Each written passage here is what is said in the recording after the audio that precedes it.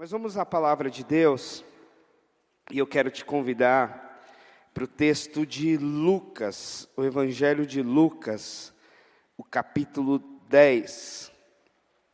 Evangelho de Lucas, capítulo 10, Lucas, um médico, um historiador, escreveu tanto o Evangelho de Lucas quanto o livro de Atos, provavelmente em sequência, esses dois livros. Um, de fato, é a sequência do outro, porque um fala das bases da igreja, falando a respeito da vida do próprio Jesus, e Atos conta a história da vida, do nascimento e do início dessa igreja. Mas eu quero olhar para os irmãos, para o texto do bom samaritano, porque o nosso tema é esse, a respeito do primeiro e principal mandamento, a primazia do amor, então, na nossa vida. E aí, então, Lucas 10, versículo 25.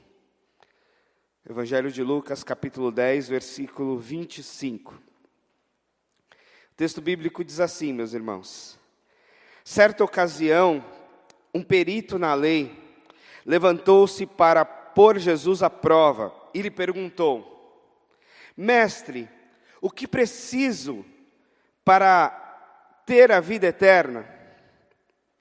O que está escrito na lei? Respondeu Jesus. Como você a lê? E ele respondeu: ame o Senhor, o seu Deus, de todo o teu coração, de toda a sua alma, de todas as suas forças e de todo o seu entendimento. E ame o seu próximo como a si mesmo. Disse Jesus: você respondeu corretamente. Faça isso e viverá. Mas ele, querendo justificar-se, perguntou a Jesus: e quem é o meu próximo?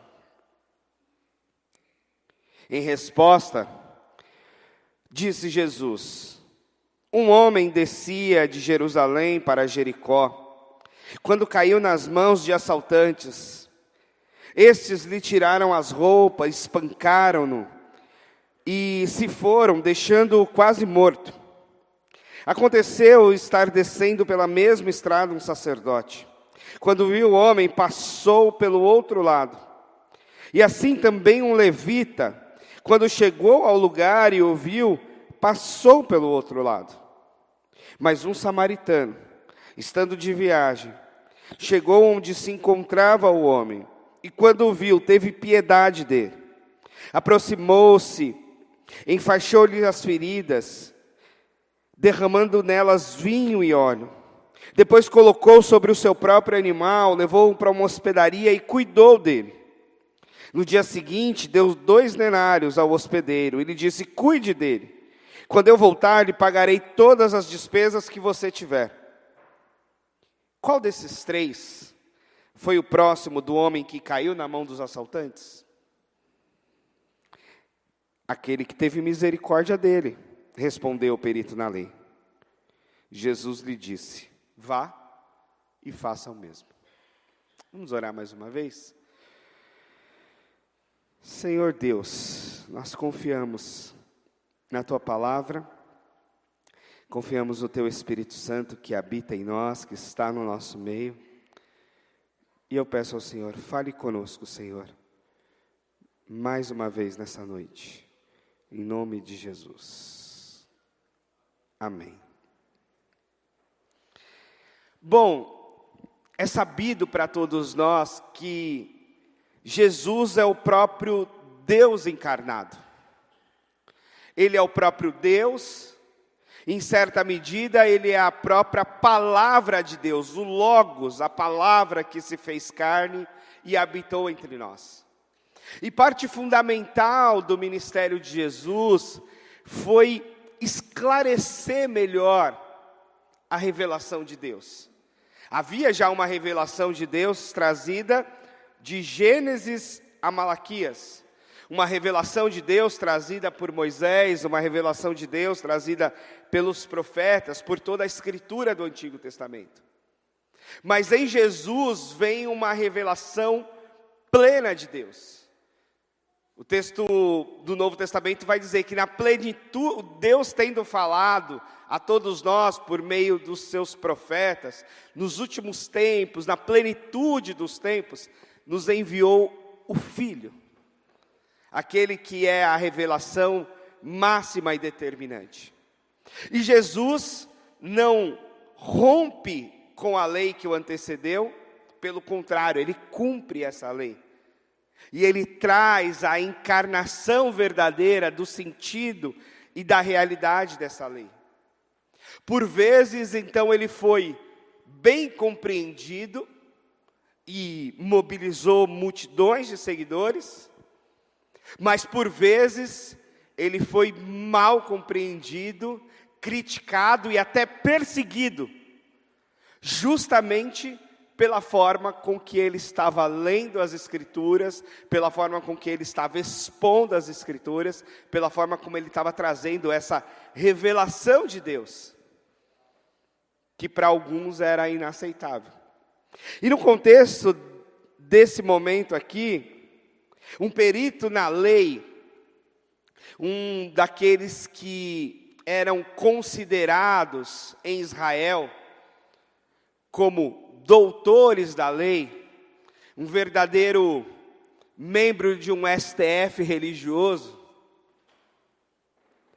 Jesus então, com esse interesse, embora o chamou de mestre, e disse: o que preciso fazer para herdar a vida eterna? O que é preciso? E Jesus diz: o que está escrito na lei? O que Moisés deixou para vocês? O que Moisés deixou para nós na lei? O que Deus usou Moisés para nos deixar? Como você a lê, respondeu Jesus. Como você a lê é também como você interpreta, como você pratica, como você entende essa Escritura. E ele respondeu: ame o Senhor seu Deus de todo o seu coração, de toda a sua alma, de todas as suas forças, de todo o seu entendimento. Citando Deuteronômio 6, o Shema, ouve, ó Israel. E depois ele disse: e ame o seu próximo como a si mesmo. Citando Levítico 19. É uma compreensão verdadeira, legítima, a ponto de que Jesus diz: você respondeu corretamente, faça isso e viverá. Interessante que esse mestre da lei tem a resposta certa, teologicamente, tem a compreensão certa a respeito da lei, tem a compreensão certa a respeito do que Deus espera e deseja para todos nós. Que nós o amemos de todo o coração, de toda a alma e de todo o entendimento, com toda a força, e que nós amemos o nosso próximo como a nós mesmos, porque ele é nosso irmão, ele é a humanidade, ele é como nós, ele é semelhante a nós. Nós precisamos uns dos outros, e se não amarmos uns aos outros, a consequência é que nós vamos destruir uns aos outros, e assim acabaremos com toda a humanidade. E amando uns aos outros, nós viveremos e cumpriremos a vontade de Deus. Mas aí ele, querendo justificar-se, diz o texto, ele pergunta a Jesus: quem é meu próximo? Porque agora ele talvez entenda: ok, eu sei quem é Deus e eu sei que eu devo amar a Deus. Eu sei que eu devo amar o Deus Criador do céu e da terra, eu sei que eu devo amar esse Deus dos patriarcas de Abraão, de Isaac e de Jacó. Eu sei como é que se ama a esse Deus ou se presta culto a esse Deus, porque, afinal de contas, um doutor da lei sabia tudo a respeito dos ritos, do culto, da adoração a Deus, das formas de sacrifício, e que envolvia esse amor. Mas ele pergunta: tá bom, mas quem é o meu próximo? Quem é esse outro aí que eu devo amar? Eu conheço a Deus, mas não sei quem é meu próximo. E aí Jesus conta essa história, que nem fica claro se é um relato real, literal, ou se é mais uma das parábolas de Jesus. O texto tem essa dualidade. Será que Jesus estava contando uma parábola? Ou será que Jesus estava contando uma coisa que aconteceu tempos atrás? Não se sabe exatamente. A verdade é que a história parece muito possível. Porque um homem descendo, caminhando de Jerusalém para Jericó, é um caminho possível de se fazer andando. 10 quilômetros, 12 quilômetros de caminhada. Um homem ser assaltado neste caminho também era muito possível. À época do mundo antigo, as cidades eram protegidas, muradas. Mas as estradas eram onde se tinha os maiores riscos. Porque não havia proteção nas estradas. E se andava a pé, se andava no lombo de animais. Então, de fato, os riscos de assaltos eram comuns, eram iminentes. Você não tem uma estrada com iluminação, você não tem uma estrada com policiamento, você não tem uma estrada com nada, você está totalmente vulnerável nas viagens. E aí esse homem está viajando, está caminhando por essa estrada, e aí ele sofre na mão de assaltantes, né? Tiram-lhe as roupas, então ele fica lá nu, espancam ele, deixam ele quase morto. E aí acontece de descer pela estrada o sacerdote, que vê aquele homem, mas que passa para o outro lado e segue seu caminho. Acontece de passar por ali um levita, um outro trabalhador do templo, como um sacerdote, mas que também passa. Mas acontece de descer um samaritano, que estava de viagem também, mas ele encontra esse homem, o viu, teve piedade dele, aproximou-se, cuidou dele, enfaixou-lhe as feridas, derramou vinho, colocou ele sobre o seu próprio animal, levou para a hospedaria, cuidou dele, pagou ali aquela hospedaria, e disse ainda que pagaria se houvesse mais despesas na volta. Agora, é interessante pensar como é que Jesus trabalha essa perspectiva prática do amor. Porque o que está acontecendo aqui, trata-se de não só ter a teologia certa, mas fazer a coisa certa. Jesus está chamando aquele que tem a ortodoxia, que tem a compreensão da verdade, para uma ortopraxia, para uma prática dessa verdade. Coisas das quais a gente não pode nunca divorciar. E por vezes nós podemos ser tentados a divorciar. Divorciar no sentido de sabermos o que é certo, mas não fazermos o que é certo. Termos uma fé adequada, correta, e não colocarmos em prática os fundamentos e os princípios dessa fé adequada e correta. O livro de Tiago vai fazer essa exortação para nós, dizendo que uma fé sem obras é morta. Dizendo que uma fé viva caminha junto com ação, caminha junto com iniciativa, caminha junto com prática, caminha junto com a própria vida. E é duro a gente lidar com pessoas, e mais duro ainda quando essa pessoa é a gente mesmo,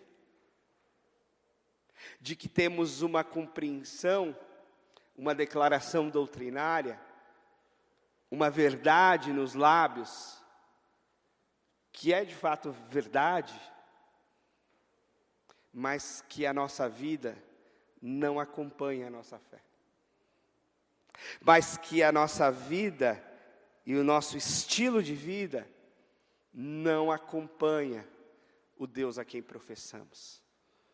E aí fica meio esquizofrênica a coisa.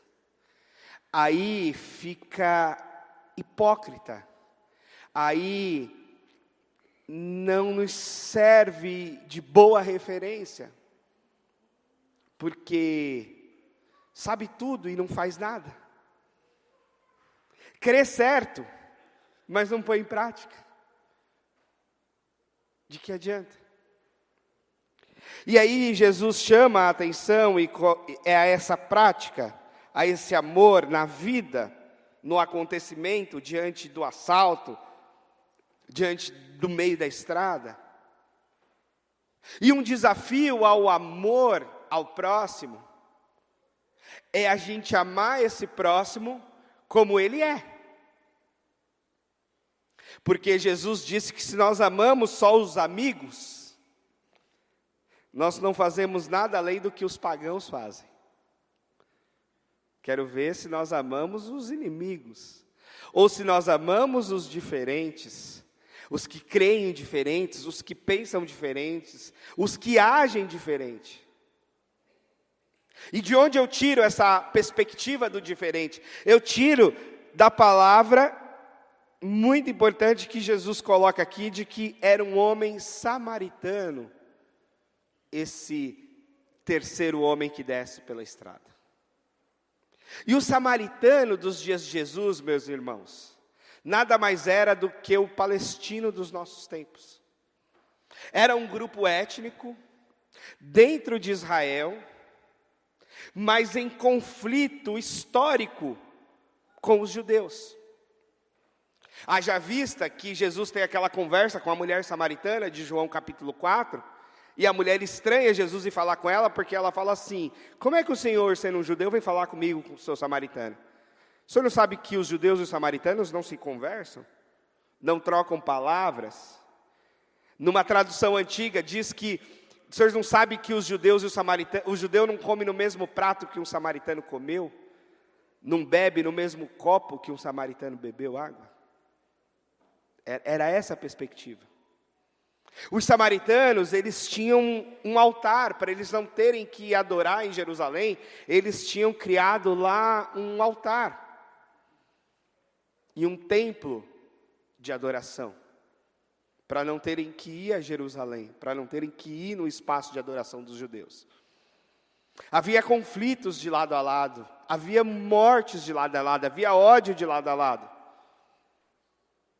Lembra, e o próprio texto de Lucas, voltando um pouquinho no capítulo 9, fala de uma oposição a Jesus em uma vila samaritana, de que Jesus chega a esse lugar para pregar, e eles veem que Jesus e os seus discípulos estão a caminho de Jerusalém, e eles fazem com que eles não recebem Jesus ali.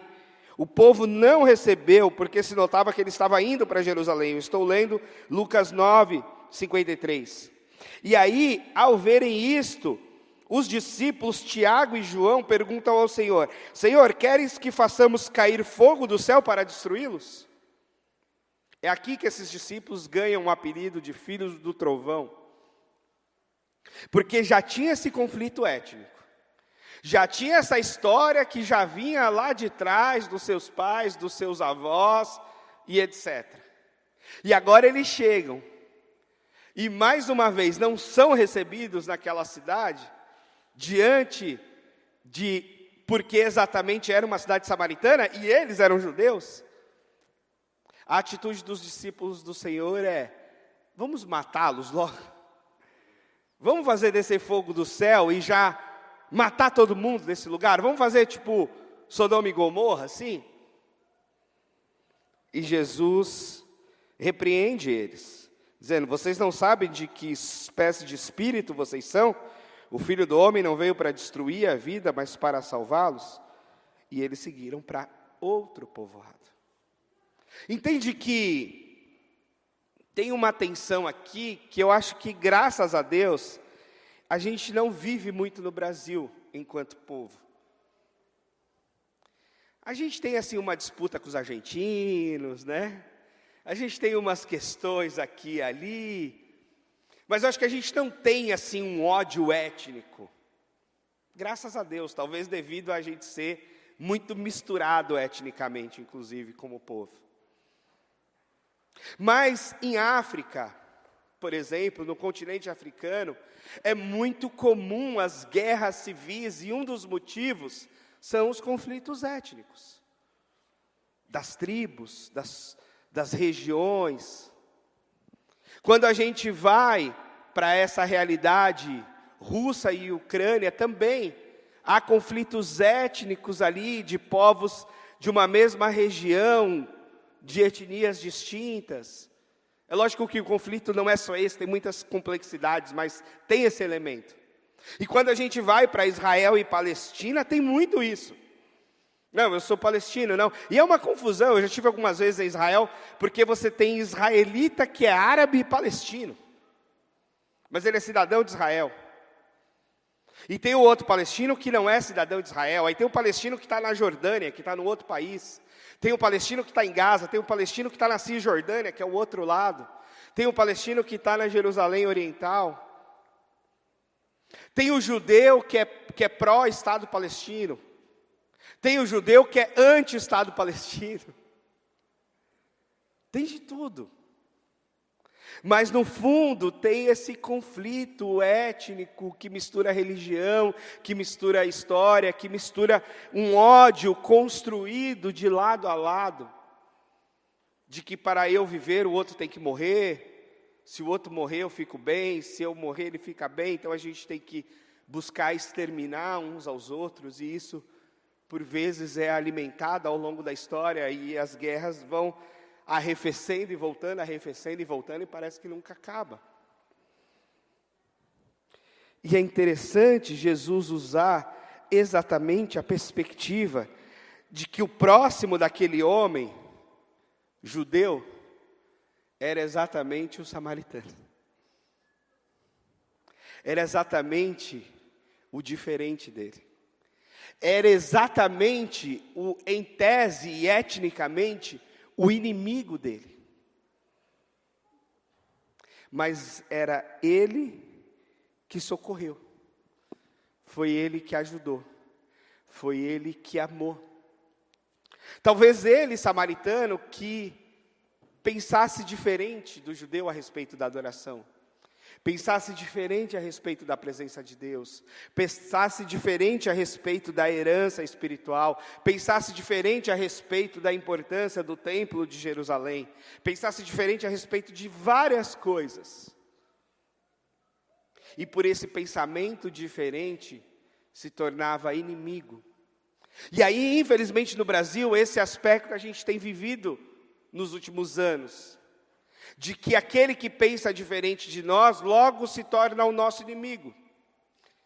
A bendita polarização política faz criar um abismo entre as pessoas e uma inimizade. Esses dias eu ouvi o autor daquele livro, Biografia do Abismo, um livro de um pesquisador muito interessante, porque ele fala desse abismo que se forma nas polarizações. O ódio que se cria, as divisões que são causadas pelas ideias, pelas ideologias, pelas visões de mundo. E é interessante como Jesus busca conectar e não romper. Como Jesus busca esse caminho de reconciliação e não de rompimento. Mas isso não ficou lá nos dias de Jesus, isso vem acontecendo e é um desafio para nós todo o tempo. Quando a igreja nasce em Atos 2, é um momento maravilhoso, as pessoas estão convertendo, pessoas de várias partes do mundo que vieram e adoraram a Deus e receberam o Espírito Santo.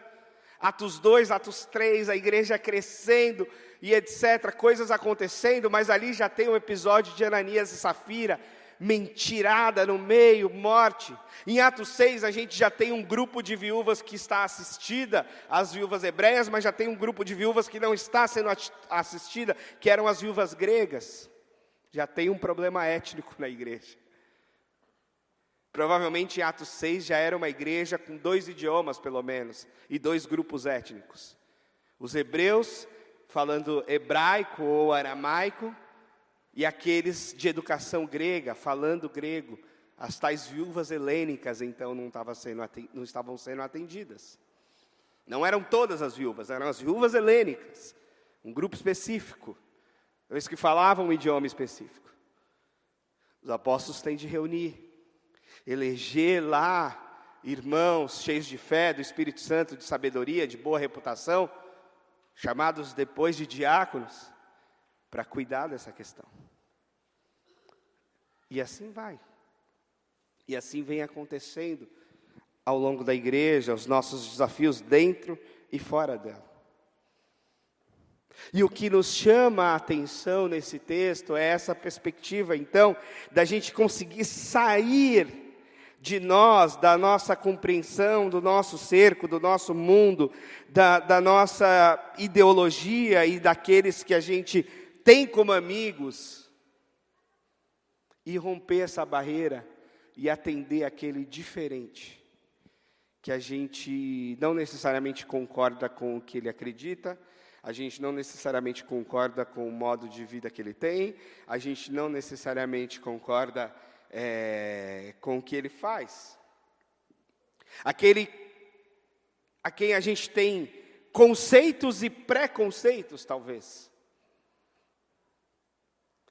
E a gente vai lá e ama. E a gente ama não é porque a gente dá beijos e abraços ou faz bons discursos. A gente ama porque a gente socorre, porque a gente atende, porque a gente vai lá e gasta o nosso dinheiro com óleo, com vinho e azeite para cuidar das feridas desse homem, porque a gente paga a hospedagem, porque a gente para a nossa agenda e a nossa vida para atendê-lo naquele momento. Porque a gente age efetivamente. E, aliás, o amor verdadeiro, ele vem sempre em ação, em atitude. Nunca é só discurso. Nunca é só da boca para fora. O amor bíblico, o amor de verdade, sempre envolve atitude, ação. É isso que Jesus ensina para nós o tempo todo a respeito do amor. É isso que Deus ensina para nós por meio de Jesus. Deus amou o mundo de tal maneira que deu o seu Filho. Ele dá, Ele entrega. Jesus morre, se doa por amor de pecadores, por amor de estrangeiros, por amor de ateus, por amor de agnósticos, por amor de pessoas, de religiões e crenças várias. Por amor de todos esses, Jesus se dá, Jesus se entrega, Jesus morre. E a palavra de Jesus para esse homem é: por que você não vai e faz o mesmo? Por que você não sai de si mesmo para ajudar quem está caído no caminho? Por que você não ajuda um samaritano? Por que você não recebe ajuda de um samaritano? Eu vivi uma experiência muito inusitada na faculdade, numa pós-graduação que eu fiz, numa faculdade de sociologia. Era uma faculdade assim, que a turma tinha uma perspectiva ideológica bem à esquerda. Eles estranhavam muito o fato de eu ser pastor. Quando eu me apresentava como pastor, todo mundo olhava estranho, porque era uma pós-graduação a respeito de políticas públicas e tal. E sempre havia uma certa desconfiança. E na minha classe havia um menino gay, um homem, né? Já éramos todos adultos ali. E ele era casado, entre aspas, né? Vivia junto com o rapaz, buscava ele na porta da faculdade todo dia. E tinha aquela tensão no ar, né? O pastor e o gay na mesma turma, uma turma talvez bastante militante nesse aspecto, né? Das minorias e tudo mais. Mas a gente ia seguindo ali. E aí, um belo dia, a gente tinha um trabalho para fazer. E o trabalho era a respeito de drogas. A gente teve uma disciplina inteira sobre drogas. E a nossa professora era uma professora muito engajada na liberação do uso de drogas. Ela tinha feito pesquisas, estudado o caso da Holanda, o caso do Uruguai, viajado e tal. E ela defendia muito o uso recreativo das drogas e etc. E trabalhou muito isso em sala de aula, a possibilidade de administrar e de controlar o uso das drogas, evitando o uso abusivo, evitando enfrentando as questões de problemas públicos como tráfico, de segurança, etc., mas meio que defendendo o uso de drogas de forma recreativa, tal qual drogas lícitas, né, como bebida, cigarro e tal. A gente caminhou o semestre todo, e aí ao final do semestre tinha um seminário, e aí caiu no meu grupo o menino gay. E aí eu falei assim, vamos fazer uma pesquisa na Cristolândia? Porque é um projeto muito legal. Eu era pastor auxiliar na primeira igreja batista de São Paulo, então tinha aquele convívio de perto ali com a Cristolândia, e eu propus para a turma do meu grupo, vamos fazer, a gente faz uma pesquisa com os meninos sobre droga, a gente tem lá, podemos visitar, podemos entrevistar, podemos trazer como um case. E eles toparam. Toparam, e aí no dia do seminário a gente foi apresentar, então, os resultados, as entrevistas e tal. E na Cristolândia, você deve saber ou imaginar que não tem esse papo de uso recreativo. Né? O sujeito vem de um uso abusivo de drogas ali da rua e vem para uma abstinência total, onde ele não toma nem café, para evitar qualquer coisa. Né? Então, né, evita-se até um perfume ali que tenha álcool no meio, tem uma série de coisas para cortar, né, de uma vez essa perspectiva de uso de droga. Então já era uma coisa assim muito diferente daquela construção que a gente estava tendo ali ao longo do semestre. E aí quando a gente apresentou os resultados do nosso trabalho e da nossa pesquisa, e mostrando que a abstinência, no caso, era um caminho de tratamento, sim, e tinha casos bem-sucedidos e tal, embora houvessem recaídas, problemas e tal, tinha muitas boas histórias, numa perspectiva que não era do uso recreativo, nem da redução de danos, mas era da abstinência total das drogas. Aí a professora começou a ficar um incômodo na sala, e aí a professora falou assim, vocês estão percebendo que vocês estão fazendo exatamente o contrário do que eu ensinei todo o semestre. Aí a gente falou, professora, eu especialmente, é um outro lado, é uma outra perspectiva, dentro da temática de drogas. E uma experiência prática, eu trouxe entrevista com os meninos. Mas mesmo assim ficou um incômodo geral na sala, um burburinho e tal. E aí esse menino gay levantou e falou assim, professora e colegas, será que o nosso incômodo aqui não é a respeito do nosso preconceito por ser um trabalho de uma igreja? E de uma denominação evangélica? E por isso a gente está tão incomodado com os resultados desse trabalho? Com as ideias que estão sendo trazidas aqui? Isso não diz mais sobre o nosso preconceito do que sobre o trabalho em si? Aí a sala ficou assim num certo silêncio, a professora encerrou o seminário, falou, vamos tomar um café, saiu todo mundo, e passou, a gente recebeu a nota depois, que confesso que eu nem me lembro qual foi, mas passei na disciplina. E foi interessante porque quem levantou a voz foi esse menino gay, que a despeito da sua opção sexual, muito diferente da minha e da minha compreensão, eu acho que a gente teve uma construção ali de respeito diante da condição de colegas de classe, e ele teve a leitura desse preconceito que também existe contra a igreja. E trouxe isso à tona para a sala de aula. É um desafio a gente poder quebrar preconceitos. É um desafio a gente poder quebrar essas perspectivas que existem de lado a lado. Que existem daqui para lá e que existem de lá para cá. Que existem ideias a respeito de pessoas, de etnias, de raças e etc. Mas que em Jesus a gente aprende a importância de colocar em prática o amor a despeito de toda e qualquer diferença. Entende?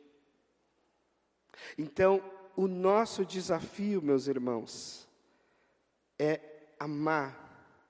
E amar com a vida, com as mãos, com o entendimento, com os recursos financeiros, com tudo que a gente é e que a gente pode fazer pelo outro.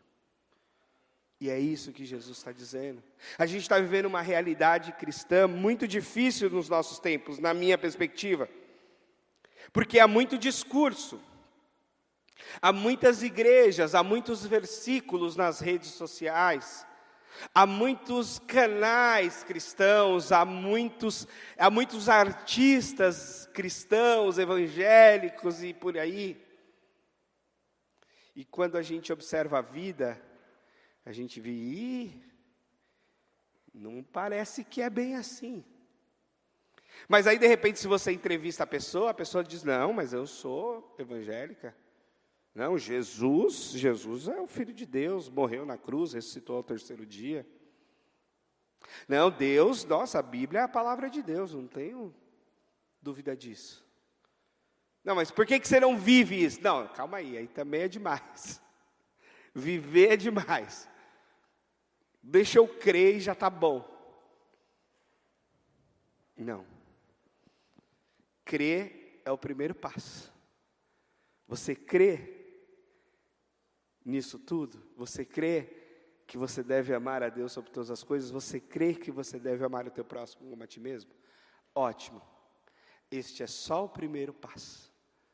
Agora temos o segundo, o terceiro, o quarto e todos os outros, que é o desafio da vida. E aí sim, a nossa coerência virá de um discurso aliado a uma prática, de uma ortodoxia, que é crer certo, para uma ortopraxia, que é viver certo.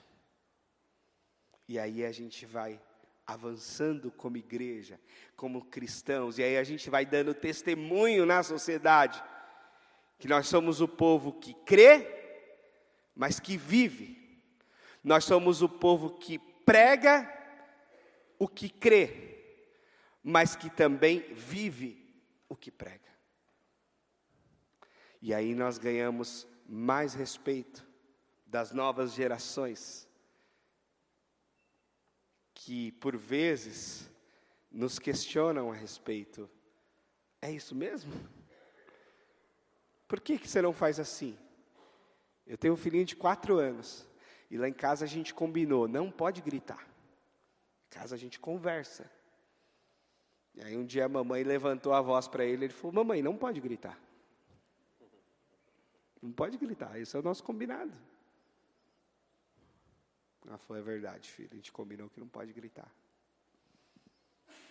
Ele já está testando a nossa incoerência cedo, bem cedo. E é isso mesmo.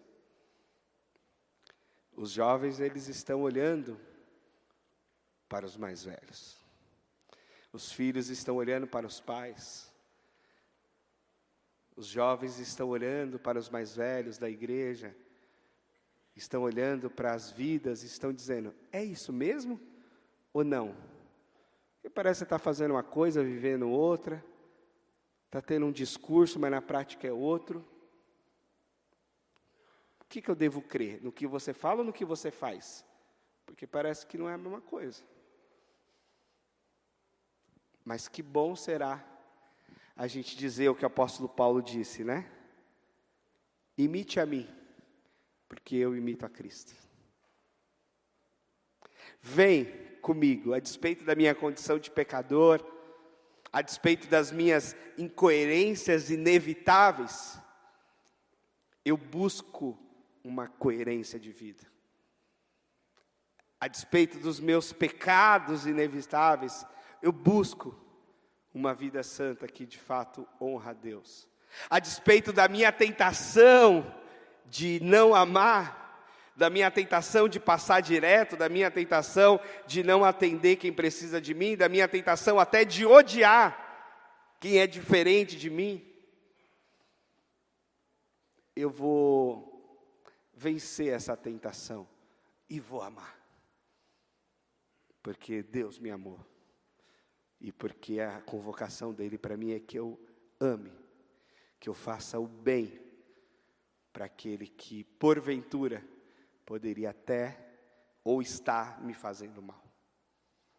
Eu vou fazer o bem, eu vou amá-lo, como testemunho da minha fé, como um compromisso que eu tenho com Deus em primeiro lugar. Esse é o nosso desafio, irmãos. O Evangelho é muito simples, na perspectiva dessa compreensão do que é, mas é muito desafiador na perspectiva de vivê-lo. Por isso que a gente precisa muito do Espírito Santo de Deus. Por isso que a gente precisa muito uns dos outros. A gente precisa muito da igreja, da comunidade.